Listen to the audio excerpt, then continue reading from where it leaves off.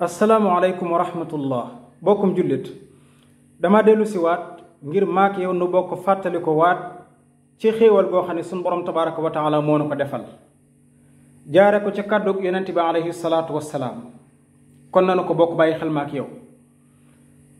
yonent bi alayhi salaatu wassalaam dafa wax ci benn xadis boo xam ne nu ngi ko jëlee ci abu hurayrata xadis bi buxaari yu ak muslim soloo nañ ko. yonent bi nee na ci bésu aljumma am na ci wenn waxtu woo xam ni bépp jaamub yàlla bu ca toog di ñaan aw yiw nee na yàlla dana ko ko may.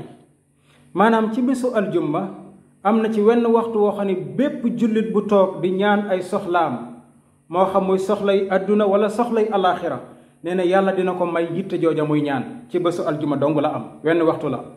ban la ca ñaari wax la ci borom xam-xam yi wax. bi ci njëkk mooy nee nañ mooy fi imaam di toogee ci minbar bi war a xutba ba keroog julli ga di jeex muy julli ajjuma. nee na diggante boobu daal ci la waxtu wa nekk. ci diggante boobu ci la waxtu wa nekk.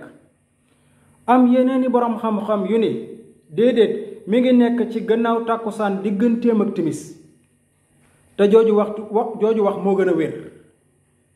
maanaam diggante tàkkusaan ak timis wax jooju moo gën a wér te sax nekkul diggante tàkkusaan ak timis lépp de. maanaam bu timis bëggee jot tuuti ba nga xam ne des na tuuti rek foofa la.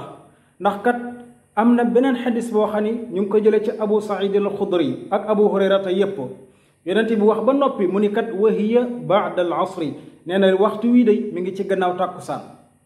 beneen xadis boo xam ni sax nag abu daawuda ak nisaa yépp soloo nañ ko. yonent bi alayhi salaatu wasalaam bi mu waxi lii ba noppi daf ni faltamisuha axira saatin baada al asri nee na ngeen ko dàkk ca waxtu wa mujj gannaaw tàkkusaan nga xam ne ma ngay bëgg a laal timis. kon saa boo xamee ne timis mi ngi bëgg a jot des tuuti ay minute bariwul nag jullit bi toogal ci béréb ñaan say soxlay adduna maa soxlay alaxira insha allahu yàlla dana la ko nangul.